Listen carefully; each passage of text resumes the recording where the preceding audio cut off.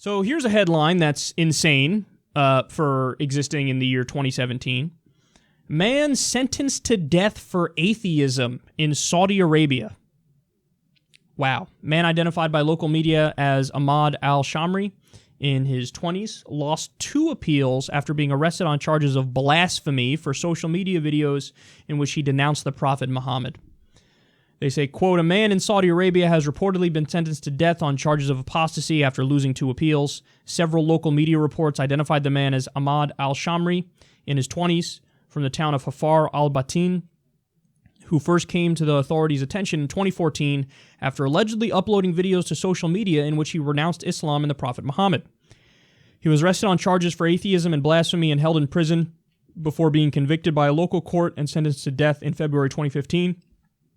At the time, Mr. Shamri's defense entered an insanity plea, adding that his client was under the influence of drugs and alcohol at the time of making the video. He reportedly lost an appeals court case, and a Supreme Court ruled against him earlier this week. While news stories in the last few years consistently identified Mr. Shamri, his identity or sentencing has not been verified by the Saudi authorities. Okay, so this always breaks my heart because that guy is me. That guy is probably most of you listening to the show, who are obviously just non-religious and who would speak out against religion. And he's being sentenced to death for that.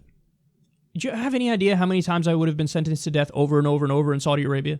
Just as a result of this show and a result of all the different comments I've made in my life. And that is such a wild, disgusting, insane injustice. I mean, that's barbaric, it's savage, it's primitive, and it's our top ally. Oh, it hurts so much. Are you fucking kidding me, man? Look, if you really wanted to stop the spread of radical Islam, thing number 1 is, at the very least, unwind the relationship with Saudi Arabia to a neutral relationship. In other words, we're not buddy-buddy. I mean, in all seriousness, you should not only become neutral, you should probably sanction them for everything that they're doing here.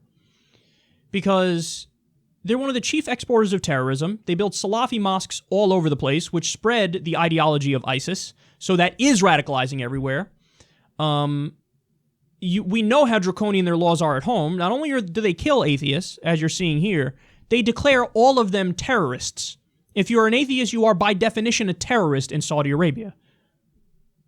They kill people for drug smuggling and witchcraft and sorcery. I mean, like, what the fuck are we talking about here? They behead them in the public square. Women are covered up from head to toe. No rights whatsoever. The guardianship system. And not only are they our ally, we fund them. We give them weapons. We help them in their bombing campaign against Yemen, which slaughters women and children. We support their blockade of Yemen, which is currently starving 17 million people. So don't talk to me about human rights and altruism and justice and freedom and democracy until thing number 1 is we need to do something about Saudi Arabia. And I'm not saying regime change because I'm not a fan of regime change. It doesn't fucking work. You'll probably get an even more draconian regime, if that's possible, if you were to do something like that in the case of Saudi Arabia. But applying pressure, economic pressure, sanctions, cutting off funding and support, consequences at the UN. I mean, obviously, they were just put on the Human Rights Council and then more recently on the Women's Rights Council. And this is how they fucking act. Somebody who doesn't agree with their bullshit, fundamentalist, voodoo garbage is put to death. And what do officials in the U.S. have to say about it? Shh. Nothing. They have absolutely nothing to say about it because if you're our oil buddy and you're our ally, you get to do whatever you want to do. We'll rant and rave against Iran. Oh my God, they're so backwards. They're so crazy, even though they're positively enlightened compared to Saudi Arabia. But we'll rant against them. We'll rant against Assad. We'll rant against any government that we view as, oh my God, they're our enemies. So we will, by definition, focus on all the horrible things about them. But our allies, doesn't matter how hideous they are. It's totally fine. Atheists or terrorists, whatever. Whatever. This guy is you. This guy is me. And he's being put to death for being honest and open and being correct. He's correct in saying religion's not true. He's right. That's a fact.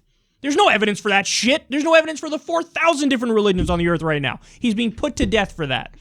And he was put in such a fucking corner that he's forced to have to argue, I was insane at the time, or I was drunk or high or something. Think about that, man. How backwards the system is when you're not allowed to just say, yeah, I said it and I'm right and it shouldn't be against the law. To save your life, you have to argue, I was insane at the time or something. No, what's insane is the fucking system. You're the guilty party. The state is the guilty party.